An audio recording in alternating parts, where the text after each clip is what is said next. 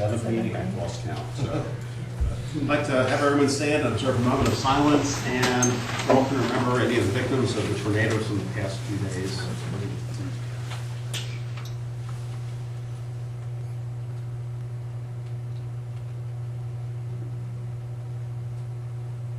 Now pledge. Pledge allegiance to the flag of the United States of America and to the republic for which it stands, one nation, under God, indivisible, with liberty and justice for all. We have some business other than redistricting on the agenda, so I'll ask for a motion to adopt the agenda as submitted. Motion to adopt. Motion by Mr. McGowan. Second. Second by Ms. Ritchie. All those in favor say aye. Aye. Opposed? Motion carries 5-0. Anyone sign in for public comments? While she's looking up, one thing under the public comments, I'd like to make one, just invite the board to, in case you haven't gotten your email, your invitation to the Toyota Born Learning Academy graduation ceremony. That's May 1st at 6 p.m. to 7 p.m. at our preschool center. The president of the Toyota manufacturer of Kentucky is going to be the guest speaker. What's the time? 6 p.m. to 7 p.m. This is not the actual. No, this is not the grad. This is graduation, just the so Toyota. parents. This is the Toyota Born Learning Parent Group. Yes. Yes. All right. Anyone will sign in for public comments? Okay. Next item on the agenda is consider approval of redistricting plan. I want to thank everyone who came out for the public forum a week ago Monday. We'll review those comments that were made at that forum, comments that were submitted by email and electronically to us. And we also got some additional data on the number of students that would be relocated from one school to another. And we've all kind of been chewing on that and looking that over the past week. I would say my intent was to approve one of the 4 plans that we submitted to you on Monday night. However, the data on number of students, which is moving, is concerning to me. Also, there were some very legitimate concerns brought up at the meeting on Monday, which I think need to be addressed. I think these are common sense concerns, or things that should appear on all plans. So, that considered, there have been, let's see, we were at 4. Now I've got 9 plans sitting in front of me, and we've got 8 maps sitting up on the wall. So, I think again the number of plans has increased. I'm not going to ask the board for a vote tonight.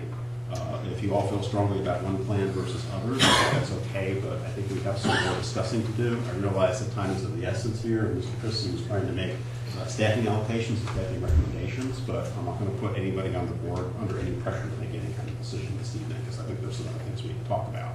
We get these things out on the table, and everybody comes up with one plan they're comfortable with, and you want to vote on that, that's fine, but my gut feeling is we're still a little ways away from something workable. The other thing is if you come up with something different tonight, that's also going to have to go out for public comment, and then you have to receive public comment on that. So that said, let's see. Some of you got a Plan Z at some point, and that was my idea, my thought, and that was my reaction to looking at the number of kids that would have been changing schools. I noticed there was a particularly large number of kids at Justice, which would go to Concord under some of these plans.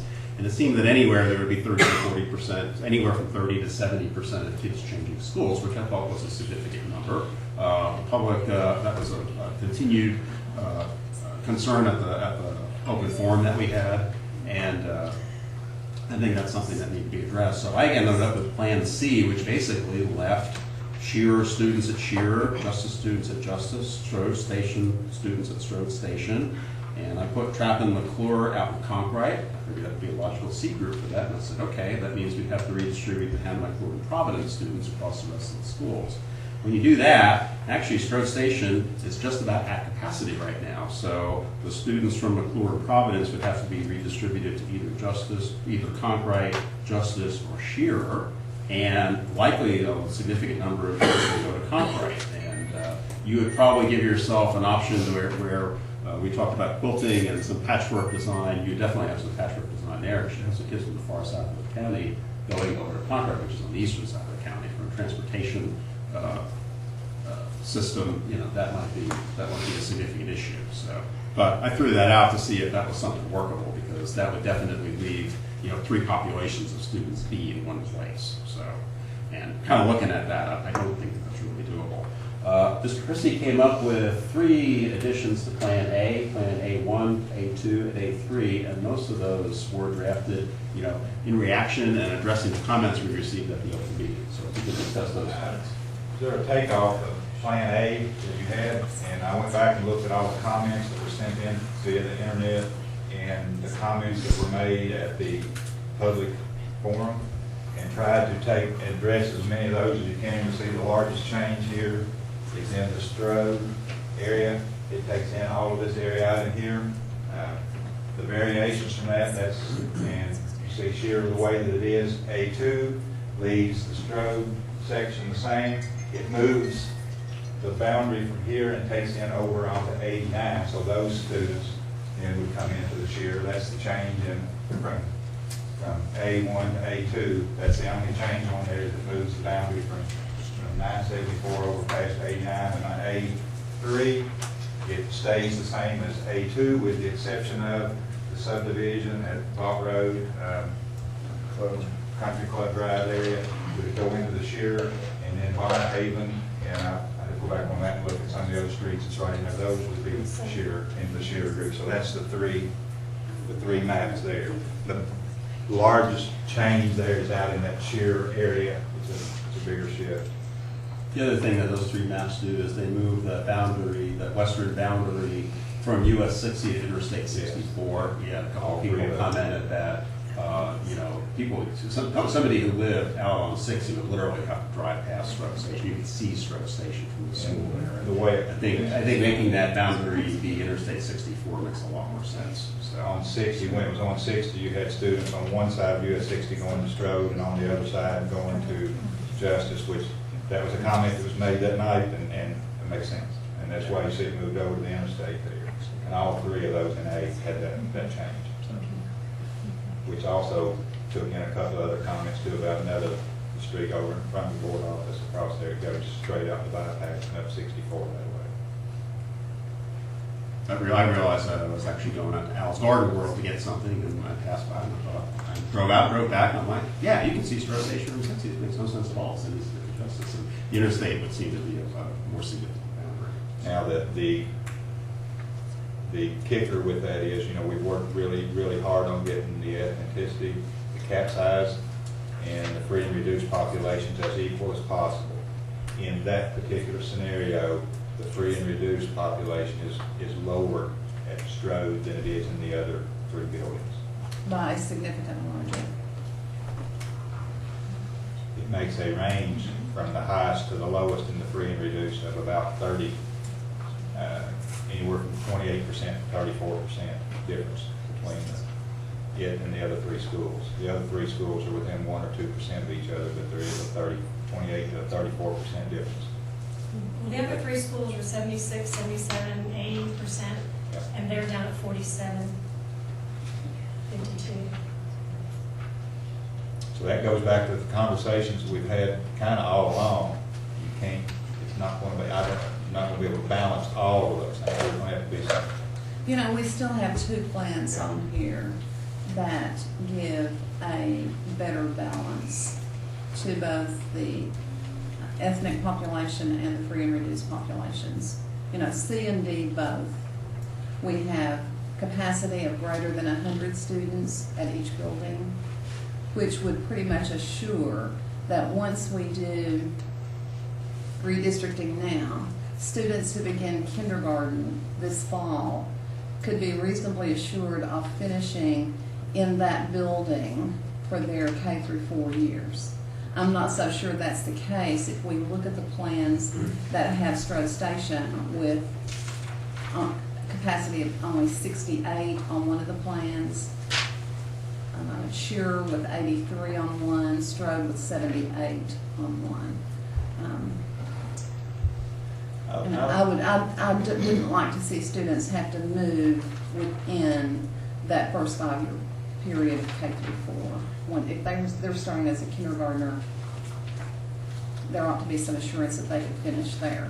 And then we could grandfather in. Yes, I understand all that. But if we could get it better balanced as we begin, I believe that would be preferable. And that's come up in our discussion in the past. I went back and had Jennifer Winberg help me today, and we looked up at Shear and Strode. I did 3 years on those, looking at their beginning enrollment and their ending enrollment to see if there was gains each year. If you look at Shear in 2011-12, they gained from the start of school to the end of the school, they gained 12 students. And you look then and start of 2013 to the end of 2013, they gained an additional 12 students again. And so that's 24 students. And then this year, from the start of school to where they are currently, they gained 6. That was this year. If you look at Strode Station, in 11-12 year, from start to finish, they gained 24 students. And then from the first day until the last day last year, they lost 7. They dropped 17 students. And this year, from start to where we are now, they've had a gain of 7. So it's kind of up and down a little bit. And part of the reason why we said we needed to be careful of Strode is, number one, they've been over capped since the day they opened. Number two, that's the main area in our county where there is potential for homes to be built. The streets are already laid out, the subdivisions are marked off, and so when new growth happens, it's going to happen in Strode Station District. The other thing is, you know, we are working with data that tells us where the kids have registered and the addresses that they use to register, and we don't know how that's all going to play out once kids start showing up at school. That's our hidden unknown. All of our data is based on where they are, and Where they are enrolled in school at right now, and what their home addresses are.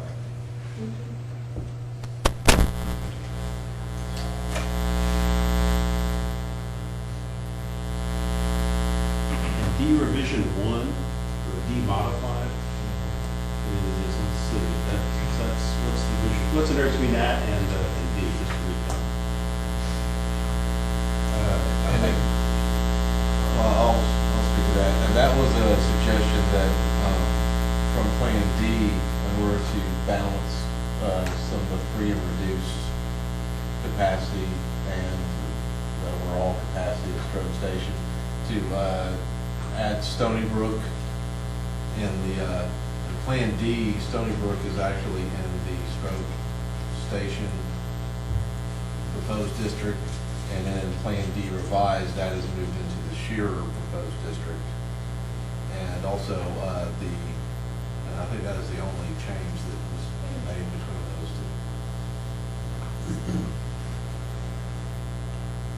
So on the screen here, Plan D and Plan D revision 1 is Plan D and Plan D modified.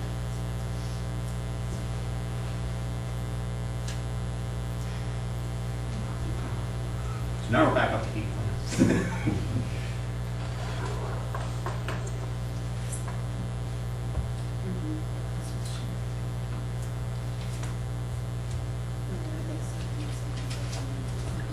Has anybody, or have you heard at all from any of the counselors in any of the schools, any feedback or principals in any of the schools? not on.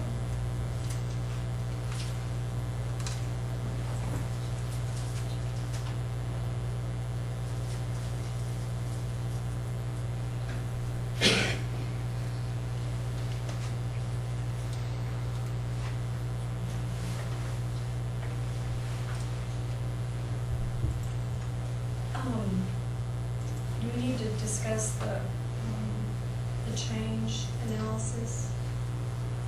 Yeah, I probably would. That's one of the things that we're looking at. And like I said, that was something that was generated to see. Like I said, I thought by looking at that, and I said, okay, looking at some of these things, you've got a large number of kids going from Justice and Conkright, and you've got a significant number of kids that are being moved from a school they're at, have been at for a year or 2 or 3, are going somewhere different. And I realize that that's a definite negative for people in the community. That's something that I certainly heard loud and clear last Monday night. So I asked the district to go ahead and add some numbers in terms of change analysis for all of these plans. Looking at everything, I'm not sure that any one plan is better than anything else. So I think the only way you would really get that really even would be maybe to go back to Plan Z and say, all right, we're going to leave Strode alone, or we're going to leave Sheeter alone, we're going to leave Justice alone, and then we're going to redistribute the closing schools across the other schools. That's probably the only way you could get that even. And right, and the other thing is that with that, Strode, you couldn't add anybody at all to Strode if you did that. You still So- have a large number. And when you have a lot of capacity at some of the other schools. Yes, you have a ton of capacity to accommodate.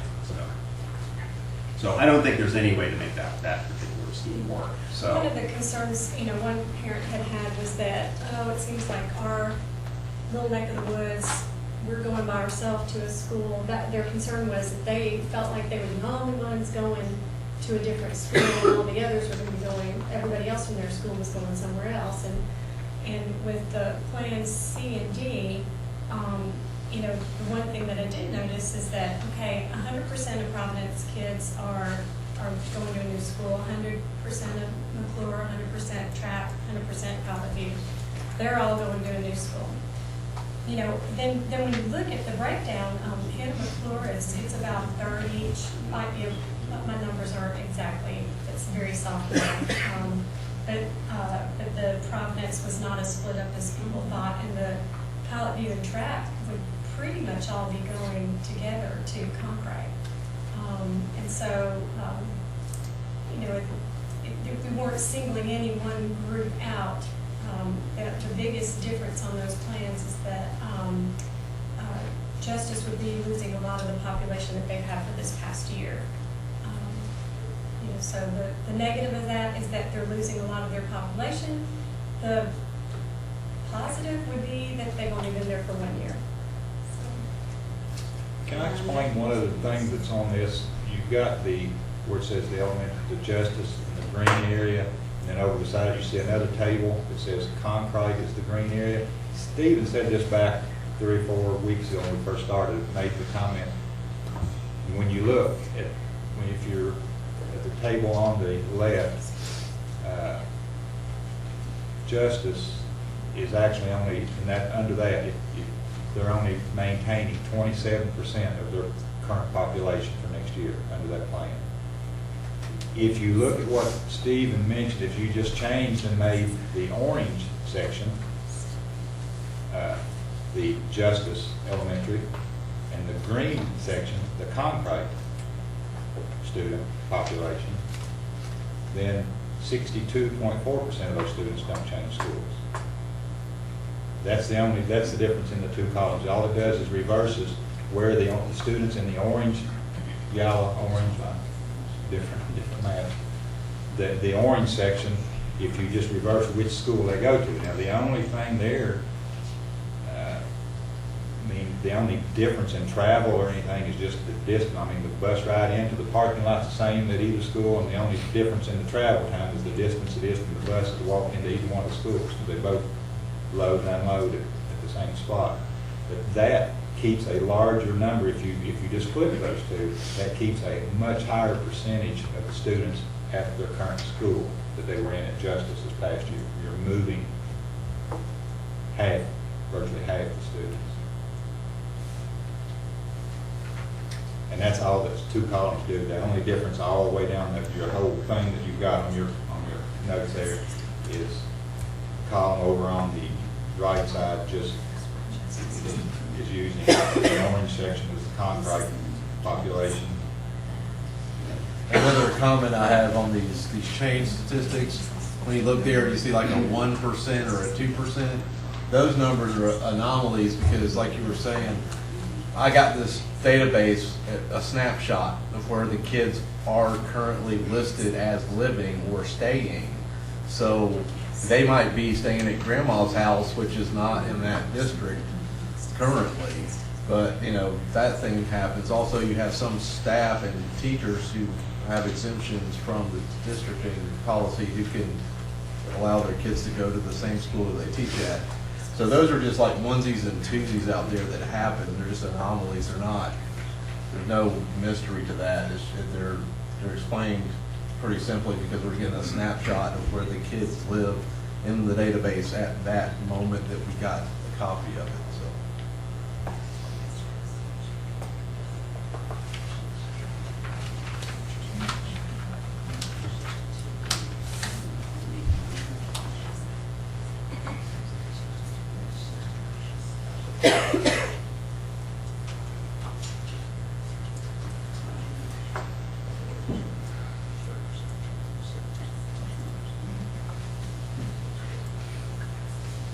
Other comments? I think we can make a decision tonight. Okay. Other comments? I've heard from you, Beth. Three other board I will members say and this, others. that, some of these plans, numbers wise, we just, they don't fit with what we planned, which was, to try to make the schools as equitable as possible, which is impossible, but as possible. And then, also to, leave plenty of wiggle room for growth. And so I think the plans that leave Strode Station with less than triple digits.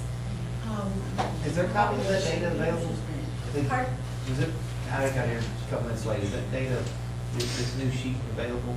That's out? Actually, not six, just got it.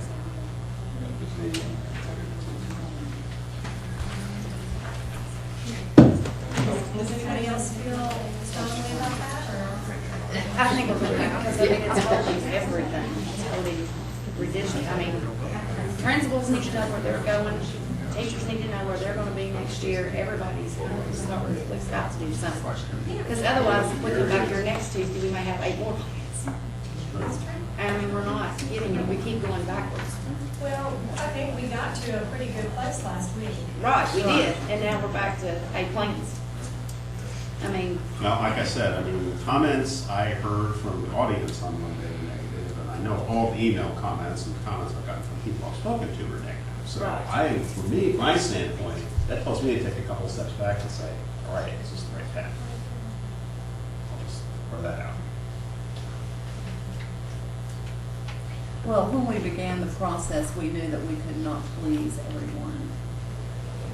And we, as a 5-member board, agreed that this would be our decision and we would take the blame however it came. Because even if we have a 27-member committee, as Fayette County has, eventually these 5 members still have to make the decision. And we can blame another committee or whatever, but we can take the blame here. I don't mind taking the blame, but I think we have an opportunity to do something in this community that has not been done in a very long time. And that is to put some equity with regard to minorities, socioeconomic status, and available capacity. We haven't had that in this district in the 40-plus years that I've lived here. And we will not get this opportunity again for a long time to be able to do now what we need to do and should do for kids, without regard to where people used to live or where they now live or where they bought their home or what their realtor promised them. We need to do this, make the right decision for the right reasons. And I believe that keeping the available capacity in excess of 100 students at the schools that are likely to have growth is very essential in order to be able to assure kids that they will not be going to another school within their own career.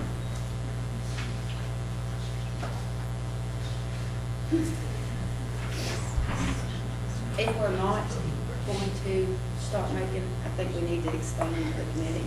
I mean, because otherwise we've got 5 people that are all going to butt heads and try to figure out we're not good anymore. So, The other thing, if that happens, and this goes past a little while, we're going to have to give Mr. Christie some direction on Right. what the number of kids in each school is going to be, because he needs to make some decisions on staffing teachers, and that's so. if we go through and vote on each plan right now, just to see where we stand and throw out the ones that get no votes, will that get us going in a direction? Sure. Do we want to consider the switching to green and orange before we do that? I wouldn't. I would wait, and then that way, I mean, because he needs to be able to name his principals and name, get everything. We can always. Don't like we. Right, I know what you're saying, but we can always tweak, if we can get down to 1 or 2 plans, Sure. they can be, at the next meeting, whatever. Sure. Or I mean, I'm just getting feedback from principals and teachers that are saying, I have no idea. The what I'm morale is really low. Right, and they're, And parents, you can't keep telling your kids over and over again, oh, they're gonna make a decision soon. right, And they're getting ready to go into testing. And, we can't have, a doggy downer right before they go into testing. Teachers need to feel positive. They need some direction. They don't know who their leadership is gonna be.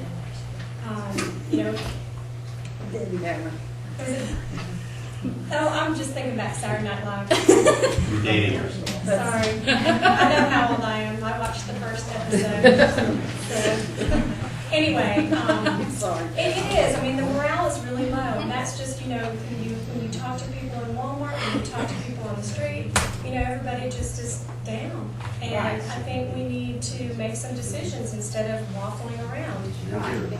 Because as important as this decision is for the kids, it's gonna be important for our teachers. I mean, they're the ones that are gonna have our kids.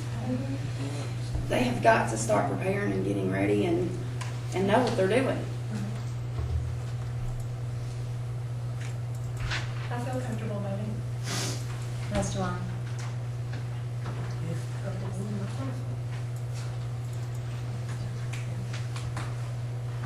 We need to make that as a motion.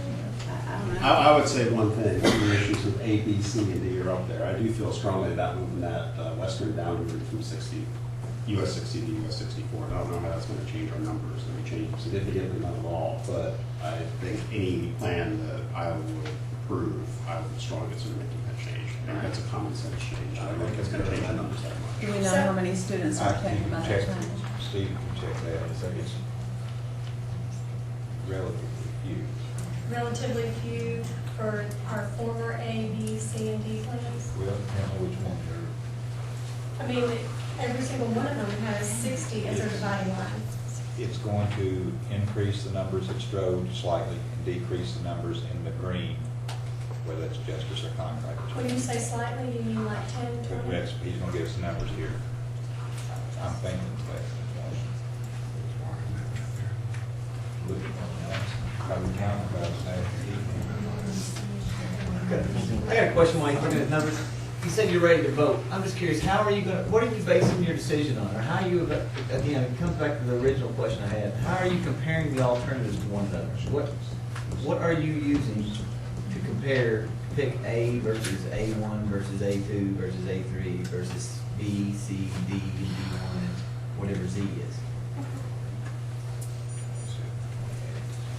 Personally, I'm putting a lot of things into this. I think capacity, free and reduced lunch, ethnicity are all important. We had talked before at a previous meeting about, looking at gifted and talented and disabled kids. And actually, when you start to put that in, the numbers are really small, and you can't really use those as deciding factors. So I would say at any school where, any school that's going to be relatively high capacity, there is a potential trade-off for less free and reduced lunch there in my mind.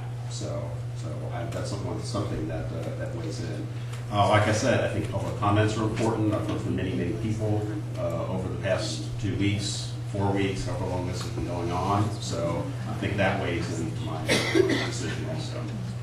So I think other board members have other priorities. Judy is concerned about equity and making sure we have excess capacity in different schools for expansion. Other board members can speak to your comment as they see fit. Anybody? Mine's capacity as well, because we're gonna be growing and we've got to have room for these kids without moving them around again. That number to make that change is 37, two of it, it's 37. So it increases. It would increase Strode to 37, and it would decrease the green, whether it's justice or the contractors. It would decrease the green. On your paper. Is that in which plans? That's in all of them. All Yes, plans. because I looked If across we they all move- Is that have. what you said? Yeah. It's in all of them. I'm sorry, it's increased 37 for what? For Strode, For Strode? and that decreases their capacity again. But it increases Strode and decreases what? Shear? Justice. Or justice? Justice, on your papers that you're looking at there, it would be justice. And that's for all plans? Yes, all A, B, Everything C, except D. those three. Yeah, it doesn't affect those three, but it's A, B, C, D, and D. But to answer your question, Joe, those new revised ones, the revised 1, revised 2, and revised 3, put Strode Station at a lower capacity to begin with. So that's my reasoning for not feeling too happy about those revisions, because we're looking at putting Strode with a low number of excess capacity and room to grow. And that's opposite of what our goals were. Well, I mean, and if you look at revision 1, the capacity is fairly similar to the other ones. It's actually lower than Shoe.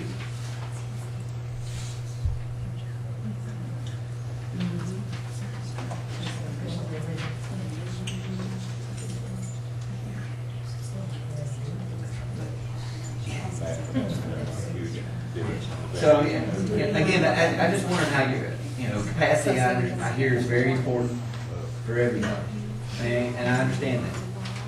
So, again, is it equally important as free and reduced lunches, or is it more important than free and reduced lunches?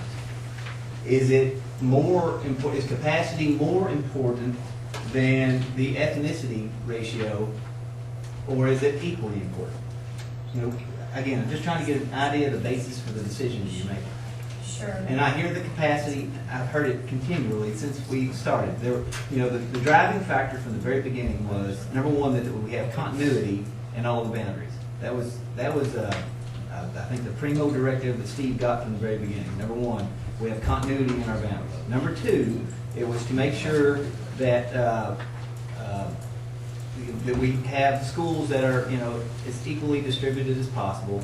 But since then, capacity has been the factor that continues to drive these things. And so to me, it just sounds like capacity is a very important value when we're looking at it. So again, when I look at Plan Revision A, Plan A Revision 1, you've got excess capacity at all of the schools that you've looked at. It includes the students that are along US 60 and south of I-64. Yes, there is a free reduced lunch difference there, but but from a capacity standpoint, A1 seems to be capture almost everything that you're looking for. Except for that free and reduced That's right, lunch but is again, a that comes back. So I mean, how important is that? If you're the teacher in the classroom, it's a big difference. Well, as far as I've heard, also Trapp and Pilot View both have the highest free reduced lunches in this community.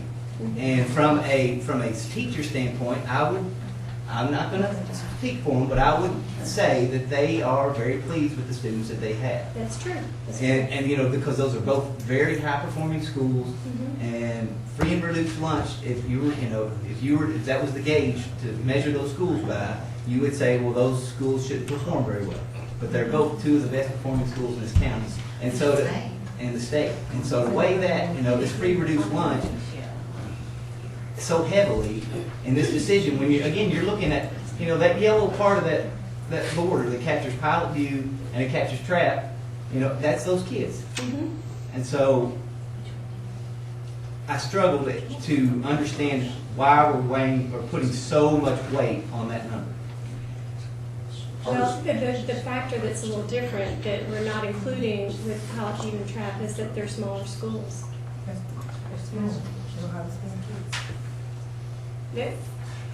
Because they're smaller schools. I don't know. I mean, where do your kids go to school?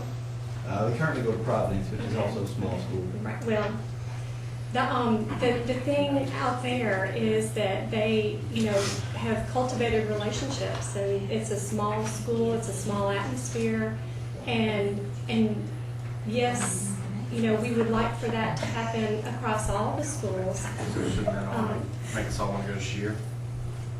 With what you're saying, should that make us all want to go to Shear? It's going to be the small school.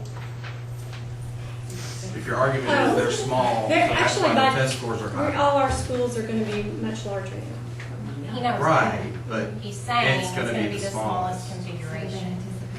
True. That's And I just want I to mean, say, there's no happy answer to that. I just want to say that I work in Harrison County. I work for the Harrison County Board of Education. I'm a speech therapist. I work in the poorest school in the county, and I work in the school with the highest test scores. We are over 80% free and reduced lunch, and I would challenge anybody to come in our school and tell me it isn't amazing. So I don't think you can look at free and reduced lunch rate and say, that makes your test scores bad. Funding is also tied to free and reduced lunch numbers. Strode under that scenario would get far less Title I funds than the other schools based on those reduced Title I funds. Then which plan were you talking about? And the one that reduces Strode's free and reduced lunch numbers, there is funding tied to those numbers. Strode would receive less Title I funds, so it's not just Title I numbers, it's funding that would go to that school as well. But I got a question about Title I funding. I'm not clear on it. What research I did is, as long as you're over 40% Title I, you're considered a fully funded Title I school. Is that not correct? It depends on where your funding is coming from. But to me, it was once you got past 40%, your Title I funds are what they are. Can anybody answer that question?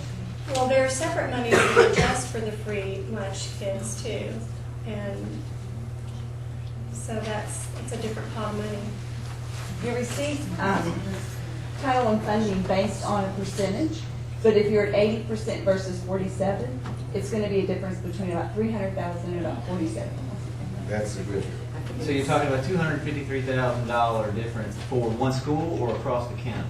For one school. For one school. That's significant. It's significant. That's like the same idea. The capacity is so Yeah. So can't you, regardless. And I've been a principal of a non-Title I school before. yeah. And it is tremendous, the amount of funding that you do not receive from the federal government Yeah. based on your fairness. So it is, it makes a big difference. What's the typical budget? What's the anticipated budget for say this year? I mean, dollar-wise, round Until you get the numbers, it's hard to know. like typical. I We mean, what, cannot do any Title I budgets until we have a redistricting plan. right. Well, okay. What was the budget for sheer? What was the budget for justice this year? The overall budget for justice. No, Justice. Do you know? Justice Title I was about 232,000. 232,000. I mean, the overall budget somewhere 2 million, 1 million, 3 million. Probably. Now you have to realize Title I is not your staffing allocation. Okay. It's just your it's your federal money, it's extra. Okay. So it's tied to how many teachers in that building and administration. So, By okay, size. well, that's very helpful. So are we making a decision on free and reduced lunches, but from an equity standpoint for dollars, or is it more a socioeconomic issue? Because, I mean, those are two different things. You know, there's some emotional issue associated with the socioeconomic part of it, but it's more, you know, it's a much different issue when you're talking dollars and cents, you know. I mean, so, like I said, what are we talking about here? Is it truly the dollars that is driving this decision to make it more equitable, or is it more of a socioeconomic standpoint? The dollars factor into equity as well. Because it ends up being staffing. They're not mutually exclusive. But I thought they weren't, I thought Title $1 for entire staffing. It's additional, Additional it's staffing. additional staffing. Gotcha. And $300,000 is Yeah. a lot of additional staffing, It's 5 or 4. at least. That would create inequity. That's where you see it. And so from a teacher's number standpoint, I mean, from a capacity standpoint, we're looking at kids per classroom, correct? And so, this, having similar capacity should lend to schools having similar number of students per class, correct? If you use Title I funding, it lowers class sizes. Okay, right. And there's Title II, there's a lot of federal funding. Is there a breakdown on the, you know, the percentage change? You said you go from 47% up to 80%, you're talking about, or what was Because it's based on the number of students that are free and reduced, that we receive federal funding a lump sum. And so what we do is we have to divide it equitably among the Title I schools based on the percentage of free and reduced students. Per pupil allocation. So it's we have a formula. So if you're sitting like at 40%, you're going to get a lot less funding than an elementary school who's sitting at 80%. Can those numbers not be added to this? Well, this is just capacity. It's not really saying, this is not tied to funding. Does that make sense? Your free reduced lunch numbers tied to something. Yes, Title I. Title I, yeah, Title I number. So, but you can't give an estimate then based on, Yeah, I guess that's. Oh, you mean like an estimate? like give of an what- estimate for each plan, each school? We have not looked at that yet, because until we know what the free and reduced capacity is gonna be at that school, you can't really predict. I mean, you have 8 different scenarios here, so I would have to come up with 8 different budgets, and I'm just waiting to give me a redistricting plan, and we So can is there not submit a it. specific dollar amount attached to each student as far as non-Title I and Title I? So if the school, if we have 100% and they say 40% is Title I, and for each of those kids, they're gonna get $5,000 extra. So we can kind of figure it out what the extra budget is. Those numbers come off the school report card. There is a cost associated with each student. I mean, if it's a formula, and the federal government says, you know, you're saying it's a $237,000 bonus budget. That's just off the I top know, of it's my head. hypothetical, but there has to be maybe a range, like $5,000 to $10,000 I'd like to make a motion. and 40%. Excuse me, I'd make a motion. I'd make a motion to vote on Plan D, moving the, to Item 64, is that correct? Moving the board Item 64 to Item 60, is that correct? To Item 64. That's what I'd do, make a motion for Plan D. All right, hang on a second. We have a motion by Mr. McGowan, statement motion on Plan D With the border being changed from 60 to I-64. All right, so that's Mr. McGowan. Who got the second? All right, motion on the table by Mr. McGowan, seconded by Ms. Hicks. Any further discussion? If not, all those in favor say aye. Aye. Opposed? No. Vote carries 4-1 with Mr. McGowan, Ms. Hicks, Ms. Ritchie, and Dr. Griffin voting yes, so Dr. Udall voting no.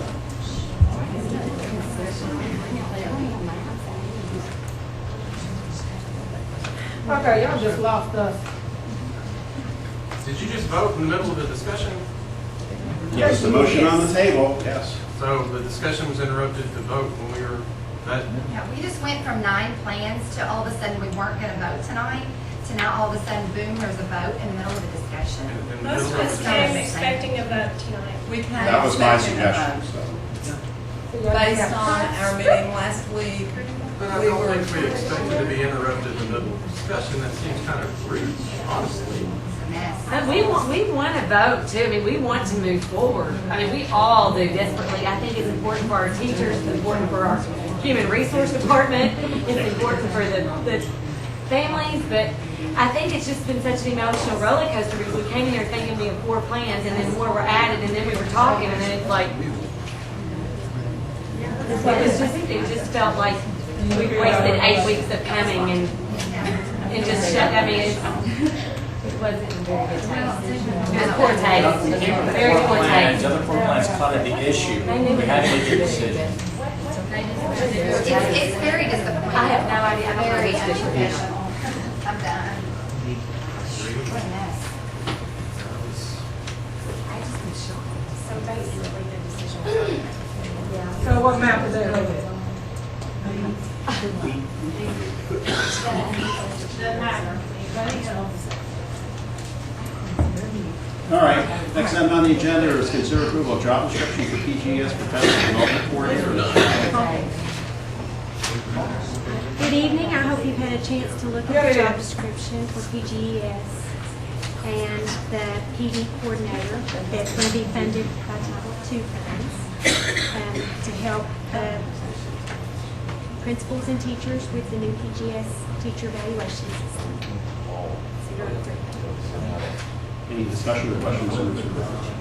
there was one item that seemed to, it needed tweaking just a little. It was, in most of the things it sounded like it was for all of the schools and all of the staffs, and this one item said the principal, as though it was just supposed to be one principal, the person would be working. I see it works with the principal and staff. Could we put Yes. principals? Yes, and What was that document? one more thing that we're going to add also as well, if you, with your approval, is under the education and experience, we were going to add Teachscape proficiency certification. They must be certified. Yes, yes. Brenda, Yes. you want to explain what that is? In order to evaluate a teacher in the district, you have to go through an 80-hour process through TeachScape, and it's a proficiency certification. And we felt like that this person must be certified in order to provide PGS guidance and have the ability to be a backup evaluator as well. I didn't realize that was what it was called. Yes, I thought it it's- was just PGES certified. Yes, well, it's actually TeachScape because it is a program that KDE purchases. Right. And it should be here for quite some time now. If it ever changed, we would have to go back and change our requirement. But as of right now, it seems like it's going to be a vendor that they would use for quite some time. Any other questions for Ms. Bryant? I personally think this is a really good idea. A lot of certified staff has a lot of angst about PGES, and I think this will go a long way towards alleviating that. I'll make a motion that we accept this as amended. Second. Motion by Dr. Griffin, second by Ms. Six. All those in favor say aye. Aye. Opposed? Motion carries 5-0. Next item is item number 4, consent agenda. Consider approval of Clark Middle School 8th grade trip to Kings Island, Mason, Ohio as a reward trip, June 2nd, 2014. Any other background on that, Mr. Christie? It's an annual trip, they do it each year. Ms. Whiteside would have been here tonight, their middle school boys are playing in the Bluegrass Conference Soccer Championship, undefeated. We're hosting, she's in the soccer field, or she would have been here. If you have any more specific questions, I can text her. It's an annual, they do it each year.